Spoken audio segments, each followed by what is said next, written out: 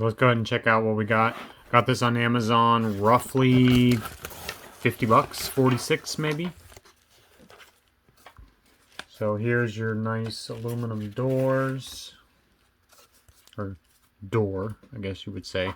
If you were to buy the dual climate control, you'd have the one on the axle where they spin, but I honestly just wanted to get rid of that because I don't want it to have two temps in my Jeep at once. I mean, it doesn't make any sense for me. So that's your door, or your hinge. Kind of sits on there a little weird. Yeah, you could tell, like, look at the the foam's not even on there evenly, but whatever. So yeah, the hinge must sit like that, because if you put it on a different way, it seems lopsided. Plus, it'll only go on one way because you have to put it between the two stops. So there's that. You got your hole there just for the nylon axle to sit on.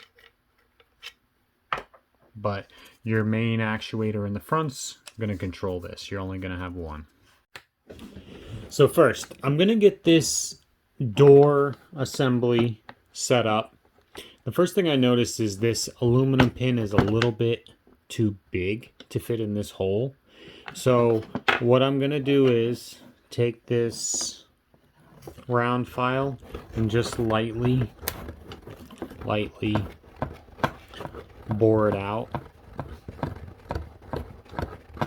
And, you know, I'll just keep trying here until it goes in a bit easier. And then once it does, what I'll do is I'll put some grease. Oh, sorry about that. I'll put some grease on so that way it moves a lot easier. Because right now, if I were to just shove that pin in, there would be so much pressure on it, it wouldn't work properly. So I'm going to go ahead and bore this out and get this set up so we can install the doors.